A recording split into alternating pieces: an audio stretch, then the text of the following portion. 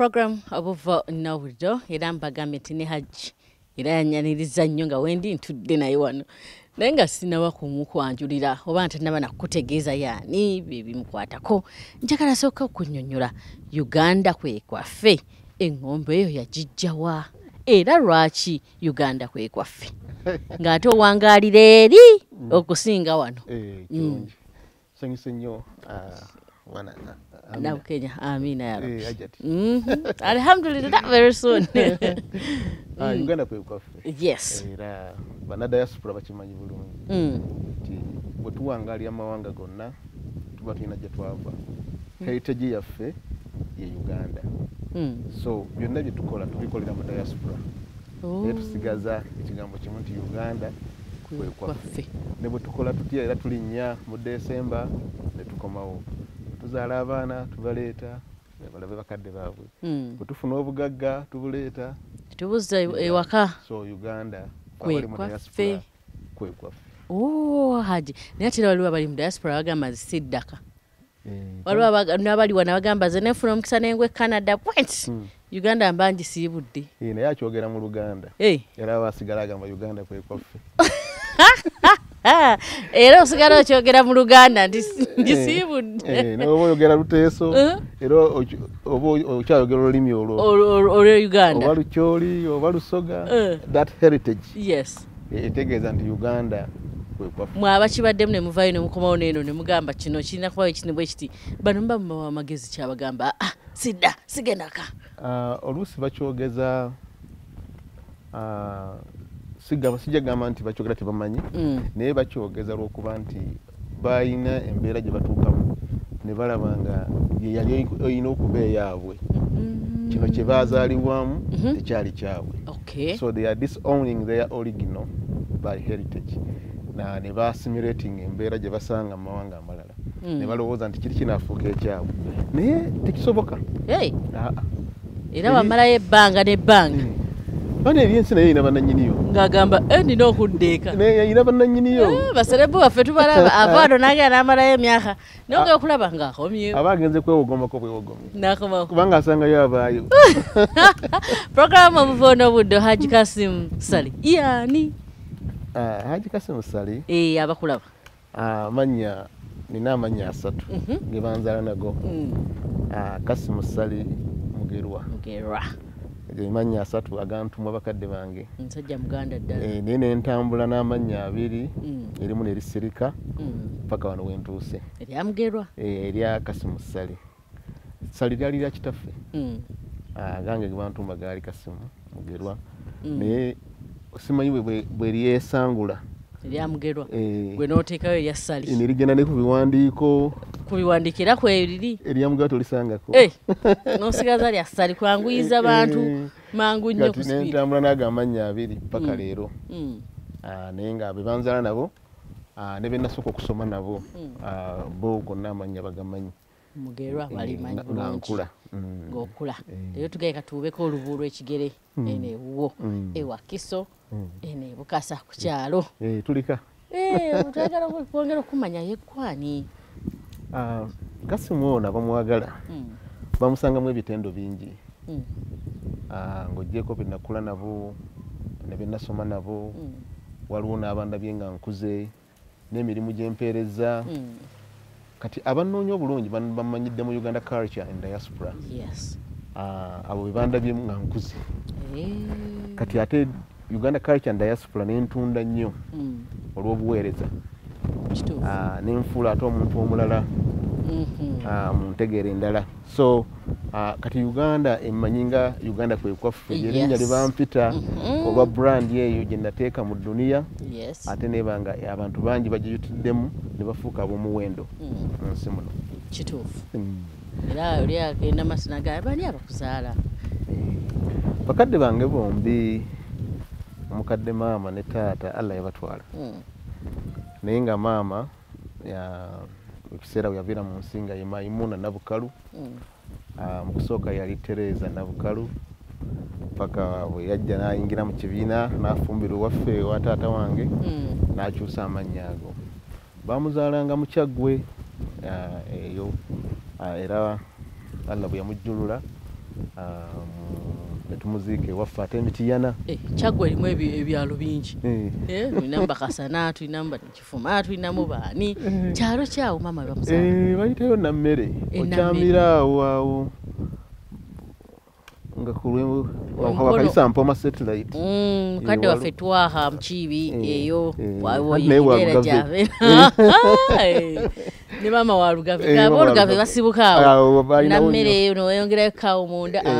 Awo. Era akaala ako yali azaalibwa maama wange. Fokuzi ne musoko kumutereka twamutereka kaawo. Naye olw'embeera yagenda ekyuka. Ate ne tumugjayo. Tumuzze ne waffe ku butaka Mityana Musingo. Then taata nzaala ye Abdul Waswa Sali. Yazaalibwa Mityana ene waffe. Najja naye ne tusinga Kawempe eyo. Kubanga nze mu buzaale bwange kitange yanzaalira Kawempe. Olaba abamanyi Kawempe waliwo kituyita Bubajjwe zone. Waliwo ekikuba ekyambukawo ekyedda eno mu kiyaga. Walingawo ennyumba awo ya Ajati Nalunkuuma. Ajati Nalunkuuma oyo yali azaala Madina Amini. Ajati Nalunkuuma yali mukyala wa President Idi Amin. Yali azaala omukyala nazaala wa President Idi Amin. Kati yalina ennyumba ze nga kuliko emizigo. Mpulira. Kati kitange awo yanzaalira. Era nze nali mwana omu w'omukisa eyasitulako ku Idi Amin dada nga banzadde. Kubanga bwe yajjanga okulaba ku mukyalo oyo nalinganga nange entambula. Kati yansitulanga nnyo Idi Amin. Era ndowooza obukulembeze bino byenkola birimu omukono kubanga nange nsimanyi gye biva. Oba oli awo omukulembeze yakuwa omukisa akaana ka mukisa kataligirya temwewuunyanga nga naye atuddeko. Kati awo mu myaka 5 mu gumu emabega eyo we banzaalira. Bakuzaala 1951? Gye nnina kati. Bakuzaala mu mwaka ki? 1974 omwezi gwali gwa 4 nga 7. Ebiwandiiko byange bwe bisoma. So mpangadde Allah badde ampangaziza bulungi. Amiina ya Rabbi. Sinnaba nnyo okutuka. Okyali nabagambye eddenzi towe totoro DDT ddungi ate tto ddala. Yakatano mugumu Allah gyamuwangaziza mu nsi alhamdulillah. Ate anaye ajeeba. We banzaalira e Kawempe. Era wenkulidde. E Kawempe?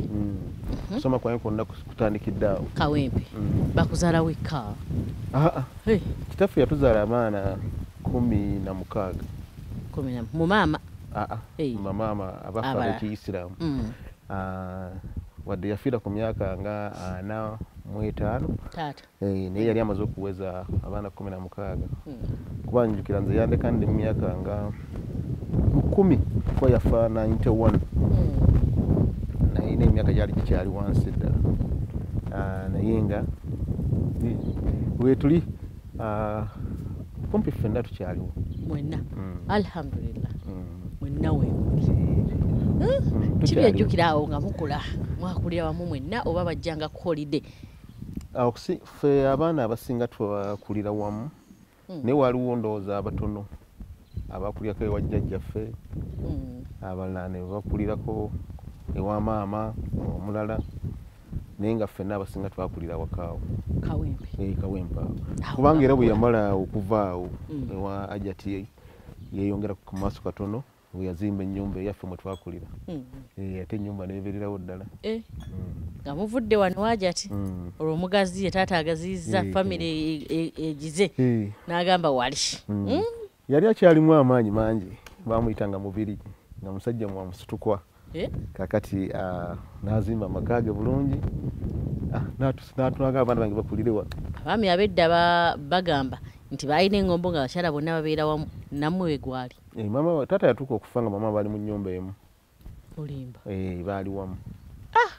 Bonna basatu? Babiri. Mu nnyumba emu? Ababiri yawangaala nabo ddala. Wadde yazaala mu bakyala abalala naye nga bano ababiri ffe abaffe baali ddala mu maka wamu.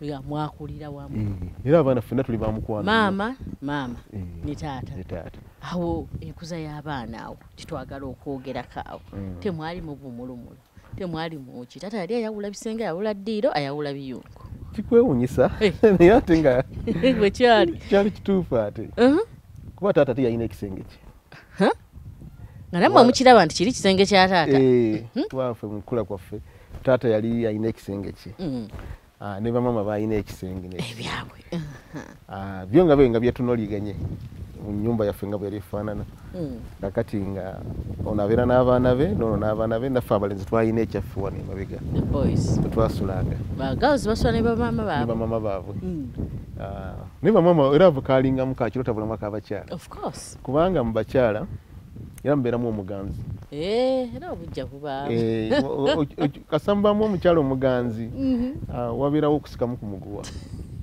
nga muli mu nnyumba tetwakula tubiraba kati oluusi nga taata tumunyiigira ffe abamu ate nkyera nga ye taata nemumala nemubivaako era mbalinaku nga mwe abaana mwakolanga kuba abaana abo bazanya nnyo roola awo mama tankyawa nina okuba kusaidiye naye kyatuyambamu ebyokulya byalinga bingi ng'ate abireeta taata bwabwe twayagalanga okulya oba ku mpuuta eyo ng'agula kalamba nakaleeta nakateeka ali mu kiyungu yaguluba nabyo nga ffena tulina okugirya ne waagala nti maama taatuwe nga naagikolera ki ddala kasi mwakulira kuno wakulira kawempe kola ku mirimu kawempe awo bwe natandika okusoma nasooka nenzija Kampala kindergarten awo yalingaawo olaba Kyaggwe Road akazimba kakaali essomero yali nursery school ku Kyaggwe Road yalinga Kampala kindergarten kati taata wange yasooka okundeeta kubanga yali akozeemu kaawo kuba badde manyi oba yakusoose eno mu Kurani abalaza oba kukikuba kawempe tugimanyi nnyo kigambo ky'eddiini abazadde baayo omukisa guli gwe nkugambye ogwa Idi Amin ne taata wange tegwamuleka yamutwala mu byobufuzi mu mirimu kakati naafuna omulimu mu kibuga ku palamenti awo taata nga yakulira oba abavuzi kyalimu ekintu kyeyamuwaawo kyali kyamaanyi mukko operation kakati nze olwokuba nali omwana that time omwana yali aliwo yajjanga nange nantwala ku Kampala kindergarten nakulekawo nasale naye n'agenda kakati ebiseera ebyo nentandikirawo okusoma kwange kati bwe nagenda nkula nanzijjayo ate nantwala kawempe ku Muslim ne bano baganda bo nabo batandikirawo ate nze nasomayo nzekka Kampala kindergarten kati kiri kyobadde ongamba nti saagenda mu jjuzu nasale yange yali awo tayimu awo ng'omwana tanatandika kusoma myaka 2, 3, 4 nze nali nga nzannya n'abaana abo mu kindergarten eyo kati gye nava nenzirayo kawempe ku Muslim ndabawo kati awo saaviirayo ddala Muslim wasomera ku Muslim aba Muslim obi wa muwuna bulijjo mubanoonya naye nga temubalaba abamu bannina nabo ba obi mukyemanya tulinawo gurupu yaffe mwaka ki ogwo watandika okusoma ku Muslim oba 7 mwemanyira mukyaliwo mukyawera natandika ne Mrs. Sindamanya yali ticca waffe owa P1 nentandika naye paka bwe namalako ekisomero erimu saakyusako mu ssomero kakati abo bonna bwe bali abo nasoma nabo ndabawo awo nannono Masituula awo ndabawo Namakula Adija ndabawo Latibu Mwanje Mukasa ekyo tukyalina Banga Asani Enoka bangi ate bonna basomye bulungi mukwatagana olusi twebuuzaako okikakasa mwina group wenakuze waliwo WhatsApp groups waliwo simanyi ki yaffe weeri kawempe group musanvu eyo mugaba night sinkane paka nga 85 Allahu akbar awo njaga kubuuliza leeko Salam TV gwe waliriddawo ebiseera ebyo Haji yagamba musanvu yali asoma. Musanvu munana nali ntano. Kinana mu etaano. Musanvu munana tase primary. Biki byejjukira ku ssomero bye mwakolanga? Byali bingi. N'ebyasinga okusanyusa ng'osoma. Kubanga we twayingirira. Twayina Headmaster amuyitanga Kawadwa. Naye ndoza twasanga avaawo wayingirewo Kaseenene, Haji Kaseenene. Kati ne tusomera ku mulembe gwa Haji Kaseenene. Ku Muzirimu awo Kawempe. Nga n'omukulu w'abazadde ebiseera ebyo yali nga Katerega Namuguzi. Kati Namuguzi oyo yali musajja mugagga. Mpulira. Ng'ajja ne benzi ye. Ebiseera ebyo? Bisatu. Allahu Akbar. Sinatugyerabira. Kati naye nga okusoma kwaffe kwali kwa ddala. Kubanga ku ssomero tebaatuwanga, tetwagendanga na kintu kyonna. Byonna twabisangangayo. Ku ssomero? Temwatwala kalaamu? Twatwala kitabo, twatwala kalaamu, twatwala uniform, byonna mubisangayo ku ssomero. Sokisi, ate nga basoma busoma erinnya. Gundi? Kasi musali, ne bakuwa package y'ebintu byonna. By'olina okukozesa? Byonna. N'ensawo zaalimu? Byonna. Nga yali lya tabu? Yali project yali ya gavumenti ndowooza. Kubanga mu kusoma kwaffe essomero lyali ya gavumenti. Nga buli kimu bakituwaayo ku ssomero. Bwe twatandikira ffe okusoma. Kubanga njukira ne basi zaali zikyaliwo TTC. Naye nga tetusasula ssente. Ng'omwana ayambadde uniform? Nga tosasula ssente? Twagirinyirangawo ku poliisi. Ne mugenda? Ne tutwala. Kati nga tutuuka ku ssomero ne tuyingira, ne tulyayo, twanywangayo breakfast. Kati wero fair ey'abaana yalinga nnungi nnyo. Kutandika okusoma kwaffe. Yabaayo ekkugi, obuugi. Mulembe gwa Idi Amin. Paka we twayingirira awo mu lutalo. Lutalo lwatugoyamukko. Okusanga mu kibiina ki? Nali nnyingidde ekyokusatu. Ekyokupitiri? Bwendowooza. Olwo bajjako Idi Amin. Amin ng'agenze. Ng'olwedde yagenze? Naye wano we yaliwo mwali kale kale. Mwalina buzibu. Ne ku Botaawo essomo lyali likyali ddungi. Paka olutalo lwe lwatandika awo. Kawempe awo yayonooneka awo mu 82. Mwenzijjukira. Nga tennayonooneka Haji. Eno mu bibiina bya wansi abasomesa obajjukira headmaster omujjukira era ne ba obisi bojjukira. Mwazannyako ku buzannyo PE yali etya? Okusoma kw'ekito kwali kutya? Buyimba ki obwo bw'ojjukira? Saali nnyo muyimbi. Era wabaawo bw'okugeegeenya. Naye baatukakanga okuyimba. Kati ffe abamu twanyumirwanga nnyo okusamba omupiira. Kuba Kawempe yali nsambi ya mupiira. Nga mu Kampala ng'oggyeko Kibuli. Twali essomero ddala lyatusinga kusamba mupiira. Kakati naye nga wabeerawo biseera bagamba nga tugendeko wabweru mu kisaawe. Tugendeko mu kuyimba. Olina n'ovaayo. MDD. Mujje mukone dance. Naye nga bitukaluubiriza nnyo. Oyagala oba toyagala. At least londawo kimu kuba engala bikuba engoma. Naye nga nze ekyankaluubirira ennyo. Waliwongawo ebinusu bye baatuwanga mbu twogere Oluzungu. Vernacular speaker. Ne baleeta ekinusu. Kintu ekyo tekyampisa bulungi mu ssomero. Mwe tebaba wabigumba. Kubanga kyamisingisa ku kiraasi mwaka mulamba. Kiki? Kubanga omuvubuka ajja mbuuza bamuyita Kamoga Abdallah sinza mwerabira. Waliwo omupiira nga bazannya nambuuza mmeka ne mugamba 0-0. Kati mugamba 0-0 naddamu meka yakugwako bugwi random ne mugamba eriiso ly'enkoko ku liiso ly'enkoko nakikupa ne mugamba tujja kikwata nagamba oyogedde Oluganda nagamba kiikyo kati fena ne tukirekawo nekiki akyogera mu Luganda oba mu Luzungu agamba kiikyo kogwe naawe oyogedde Oluganda ate naye naddamu. Kakati nali simanyi nnyo kuwoza. Bwe tutuuka ku parade batubuuza wakiwaddaani olaba bwe kikoma ku nze. Mpulira. Kakati ŋŋaana baŋŋamba okunkuba era ŋŋaana. Alla boola. Kati bwe ŋŋaana okunkuba bangoba mu kiraasi nali mu kyakuna by that time. Woolina nokizza. Bamuyitanga Mr. Patrick Walyawula. Aŋŋamba tojja kudda mu kiraasi yawe. Olwo kiraasi ki gy'oli? Yakuna P4.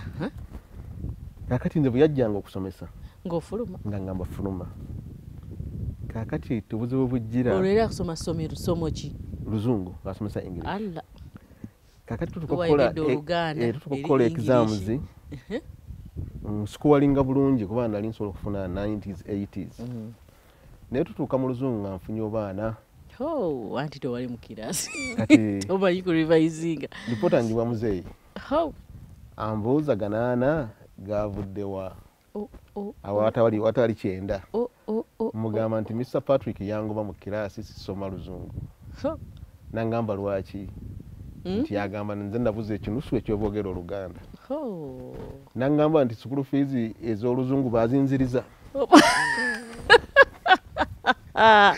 era na taata naye mugamba nti nangamba tugende tuddeyo ku ssomero nomanya giwonye kati tugenda ku ssomero muzeeyi nga kusooka kumulaba nga si yeye mu bulamu bwange yatuuka yabuuza nti aluwa gwe bayita Patrick wali abula tiyagenda headmaster tiyagenda yatuuka kulaba kakati noono n'avaayo n'amuganja akamubulira lwaki omwana wange tasoma luzungu ogamba baamalako abakyawuza bwati nga bali ku ttaka nyabo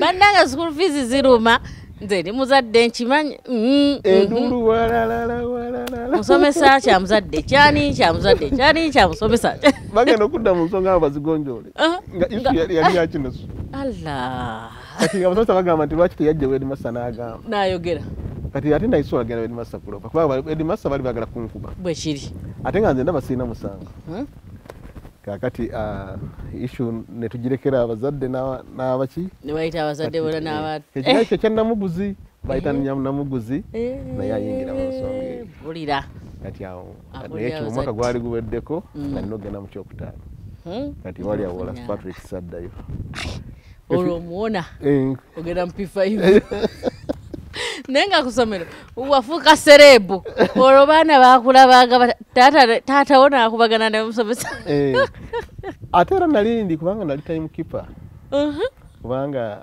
ebimu Kawempe bye yampa nakuba akadde okumala emyaka ng'ena nga ne babalonda ani addawo nga tewali nga bagamba nga tebakyasoma lugamba nti time keeper nga abaana be boogera